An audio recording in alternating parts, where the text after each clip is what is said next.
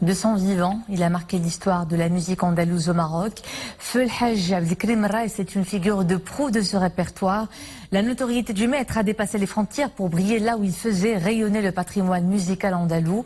Un lait que sa progéniture perpétue encore aujourd'hui avec passion.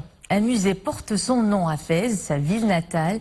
Nous vous en proposons cette visite guidée dans son reportage d'Iman Slaoui, Mustafa Zahiri et Mohamed Aitleshker.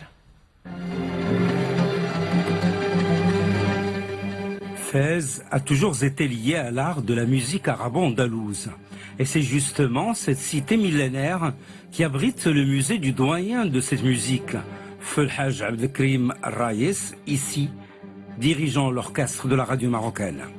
Et c'est le petit-fils du maître qui, depuis 26 ans, catalogue, collectionne et documente les œuvres de son grand-père, maître incontesté du rabab, Hadj Abdelkrim Rais, décédé en 1996.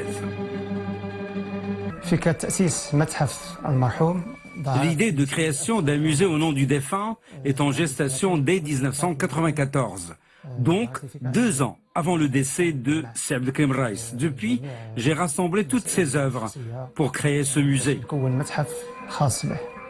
Hadj Abdelkrim Rais avait entamé son éducation musicale auprès de feu Mohamed Ben Abdessalam El-Brihi à Fès. D'ailleurs, quand il en prendra la relève, il donnera à son orchestre le nom de son maître pour perpétuer son souvenir. Hadj Abdelkrim Rais a participé durant sa longue carrière à de nombreux festivals nationaux et internationaux. J'ai essayé de retrouver le plus grand nombre possible des enregistrements de ces festivals et soirées musicales, que j'ai ensuite documentés sous forme numérique.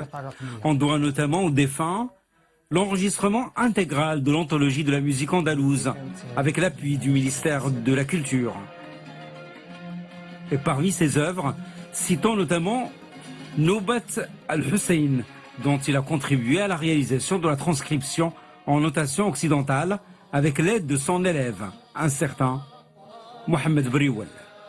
Il a également à son actif un ouvrage avec des poèmes que lui a inspiré son instrument préféré, le rabab.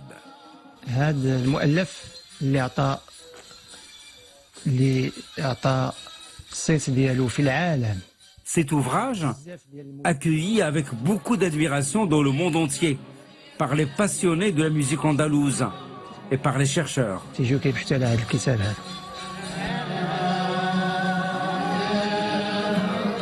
Le musée, unique en son genre, résume quelques 60 ans de production musicale arabo-andalouse au Maroc.